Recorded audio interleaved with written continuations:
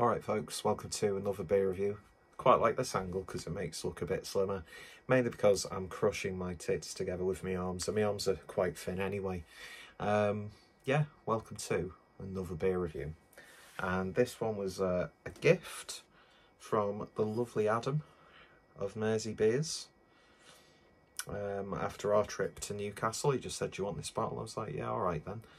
Probably should have kept hold of it for a future bottle share, but I have no morals, and I'm scum, but thank you, Adam. So we're going over to Stone for the first time in literally years, and we're having a look at the w00tstout Stout, which is an Imperial Stout brewed with pecan, wheat and rye, 1 quarter aged in bourbon barrels, 11.5% ABV, looking very nice indeed. So of course this is the famous stout that involves Will Wheaton from Star Trek. Ow, that hurts. But it's also brewed in collaboration with Drew Curtis of Fark. I'm not sure what Fark is. Is it brewing? Is it comic book or pop culture related? I'm not too sure. Maybe we'll find out a little bit more in the description of the beer. So a mind-blowing amalgamation of flavours. Over the years, Stone Farking Wheaton w00tstout Stout has become one of our most anticipated annual releases, and not just because it's an astoundingly flavourful beer concocted as a collaboration between Fark's Drew Curtis, nerd royalty Will Wheaton, and Stone Brewing co-founder Greg Koch. Or is it Koch? I can't remember. I don't want to say Koch because it sounds like I'm saying cock, which was very interesting when I was living in Germany. It's the incredible label art adorning this beer over the years that has elevated it to the pinnacle of beer geekery and beer geekery. For this, the 10th edition of this legendary beer, we enlisted the help of comic artist Jim Calafiore, I think that's how you pronounce it, who is known for his work on DC Comics' Aquaman and Marvel Comics' Exiles and Deadpool. His label art depicts a heroic gargoyle fighting off evil to protect the sublime sanctity of great craft beer. So it says the 10th edition. I'm not too sure for the life of me when this is from. All I do know is that the best before is the 21st of June 2024, and it was imported by James Clay, who I think didn't they fold a couple of years ago. So I'm not sure what the vintage is of this. I should have probably asked Adam. But if I can find the correct vintage, the Unbtappd link will be down below. And it is a really, really nice artwork. I'm not too familiar with the specific art style of Jim Calafiore. So I'm not sure what some of his other works have been for various, comic properties, but very nice indeed. And of course you've got, as it says, the iconic gargoyle there. But very, very nice bottle of beer indeed. And there is the iconic, oh, is it going to focus? There we go. Stone gargoyle. So using my caps off bottle shop bottle opener, which was also kindly gifted to me by Adam after his trip to the States. There we go. So yes, Stone Brewing. There's been a bottle of the 2016 Russian Imperial Stout in Northern Beer Temple near me for like 16 quid in a big bottle. And it's been there for like a couple of years, or they've had bottles there for a couple of years. And I think it's the last bottle. And every time I do an order, I'm like, should I add it now? Because that'd be a great bottle share beer. But I never pull the trigger. And I know as soon as I go to pull the trigger, someone will have bought it. But anyway, we could go on about like old school American craft beer. Don't know why I'm doing... that's a very questionable hand gesture then. But yeah, like old school American like craft beer, especially Imperial Stouts. Then the unflattering angle comes back into play. And I'm wearing a white t-shirt so you can see the creases between my tits. And then the lumps in which my tits are. But yeah, big, bold American beer, especially in like the big bomber bottles, proper old school. Obviously, technologies, it's just more, I'd imagine maybe it's more cost effective to can. It's certainly better for like distribution and storage, I would imagine, and it's a lot easier for it to be shipped. Bottle shops, it's a lot easier to just have stacks and stacks of cans or shelves and shelves of cans. But I don't know, I just miss like American craft beer being in bottles. I'm coming over here. But anyway, not sure where Adam got this, not too sure when he got it. And as I said at the start of the video, probably should have saved this for a bottle share. But I'm greedy, I have no morals, and I'm scum. But not in that annoying way like the Idols song. I fucking hate the Idols. Anyway, should we just give it... Well, let's have a look at it first. Big, bold and black. And with a lining of a tank called a Ted. Never mind BBC, more like BBB. You shouldn't make jokes like that, Peter. You know better. But yeah, it's looking exactly like you would expect it to look. So let's see what we get on the nose.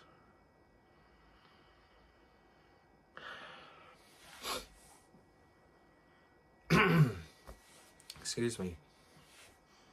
I'm trying to find the pecan first and foremost. It's got that nuttiness there.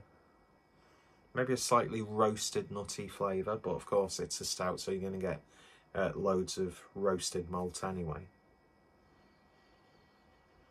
I am slightly getting that barrel, but it's not too much. I do find sometimes, especially bourbon barrel aged beers, they take on the aroma of the bourbon a bit too much. But this works really, really nicely. Almost adds like a vanilla sweetness to it. Loads of like molasses.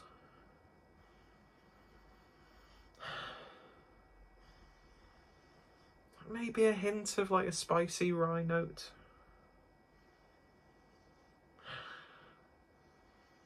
But, you know, it's hard for me to pick out very specific things today.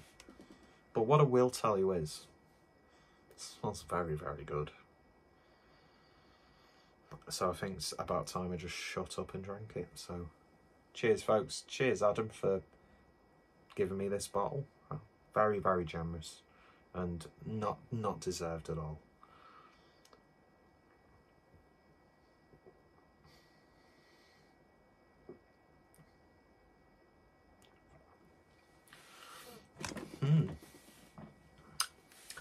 I think that shocked me a little bit because I'm so used to big bold stouts nowadays just being like throw everything in it, make it a themed like dessert sort of pastry stout. It's got that old school like big bold in your face Russian Imperial Stout sort of flavour to it. Very spicy.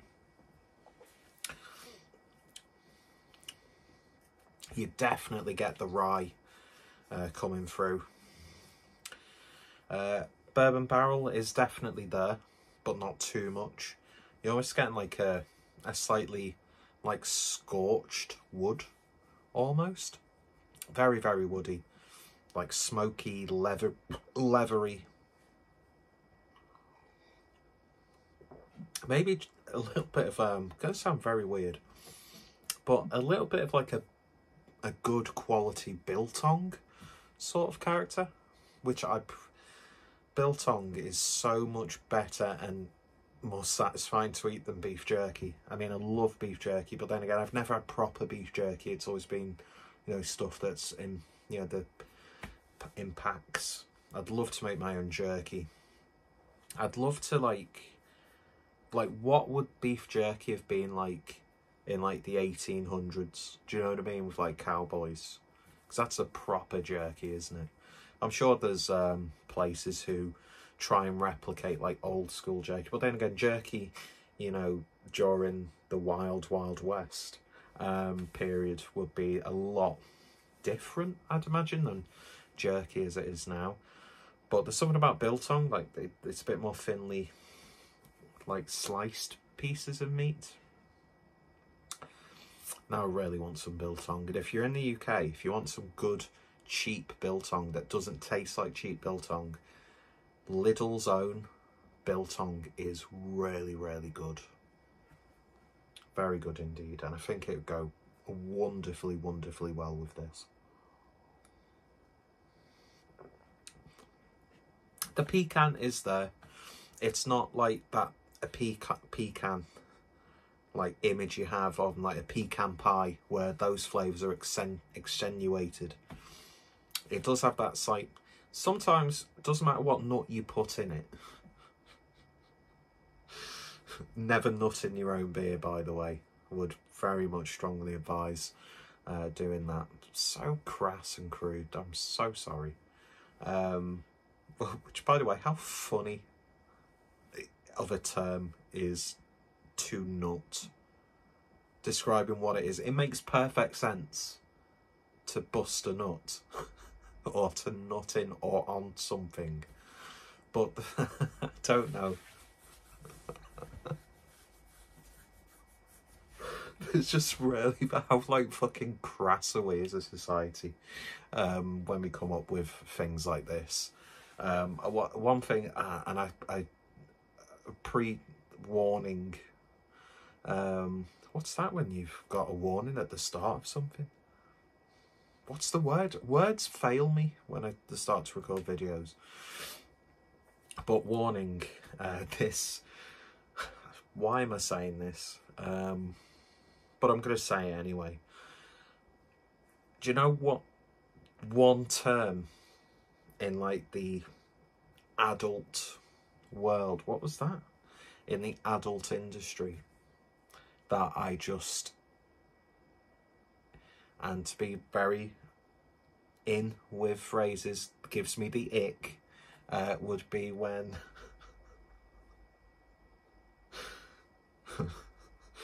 the words creamy and pussy get used in the same sentence. I don't know, if you've got a creamy pussy, you might want to go to the doctors, because it could be a yeast infection.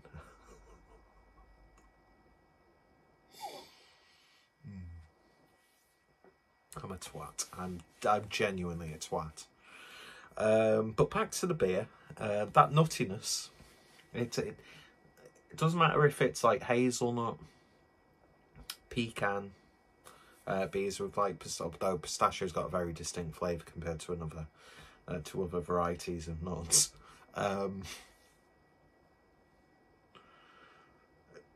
A lot of them, you might get a little bit of... I need to stop talking about nuts. You might get a little bit of that characteristic unless they've used flavourings, again, really extenuating those characteristics. But a lot of the time, doesn't matter what nut you use or what nut you put in your beer, you'll just get a generic nuttiness. It's not even that funny. It's just fucking so childish. So childish. But you're getting that in there. Maybe adds a little bit of sweetness. Very slightly caramelised. There's a little bit of abrasiveness as it goes down, but it's and I always welcome this, especially nowadays. If you're a big beer, I like it when it feels like I'm drinking a big beer. Because, you know, we can, all of us, let's be honest, we can easily cane a really sweet, decadent Imperial Stout. We can really cane an aggressively, like, hopped double IPA, drinking it as if it's, like, lemonade. But I like those beers where you want to take your time. You feel like you have to take your time. And I think this is definitely one of those beers. A little bit of rye-like spiciness, although we talked about spiciness. The spiciness compared to the start is a little bit toned down. The beer's brewed in the glass. And I said brewed, then I should just stop talking and stop existing. I really, really should.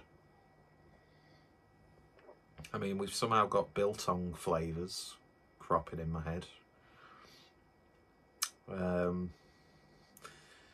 Yeah.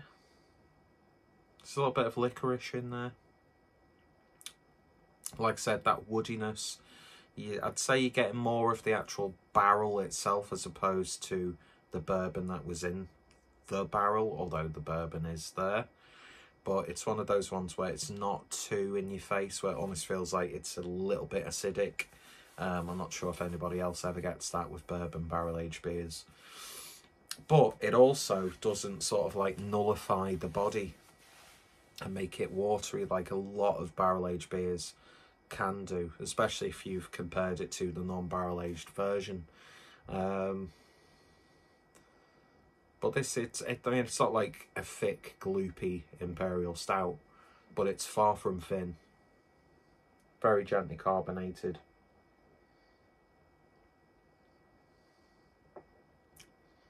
I like the savouriness of it. I really, really do.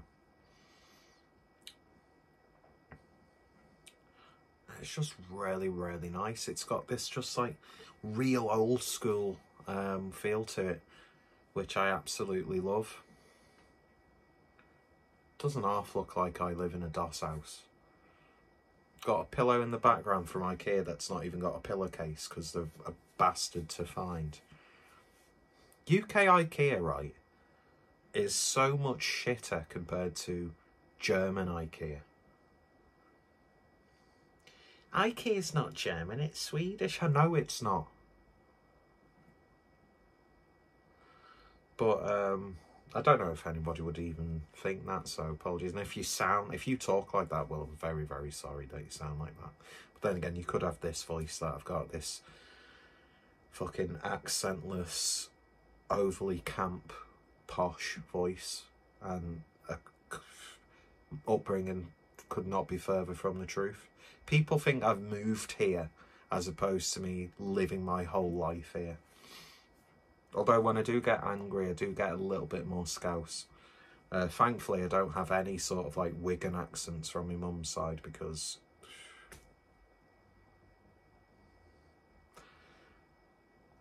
no disrespect to anyone from Wigan.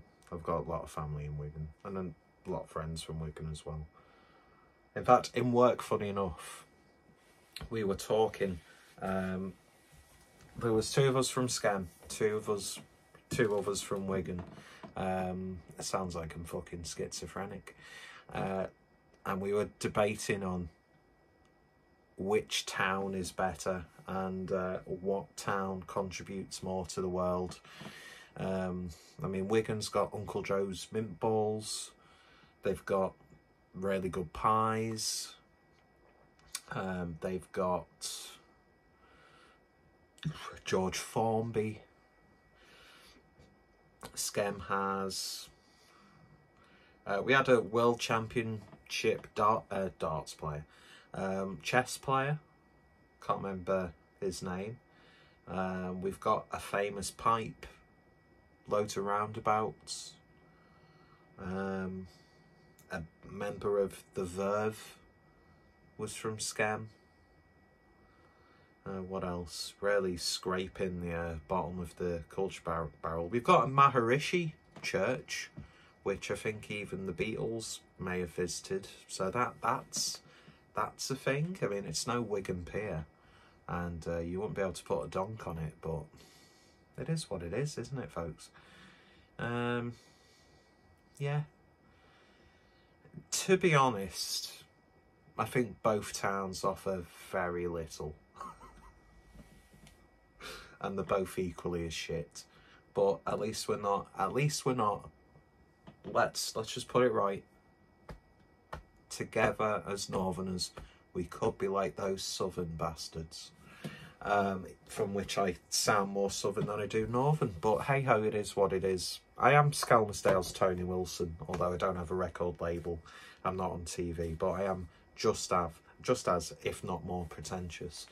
But I won't bore you to death with postmodernism or anything like that, mainly because I know fuck all about postmodernism. I know a little bit about brutalism, and I know how to be a massive failure to your family, but not much more else.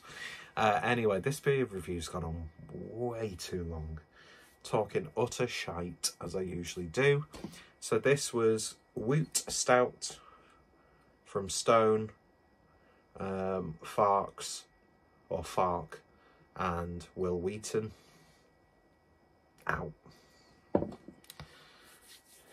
34... 35, can't remember how old I am, and that hurts, but I can do that.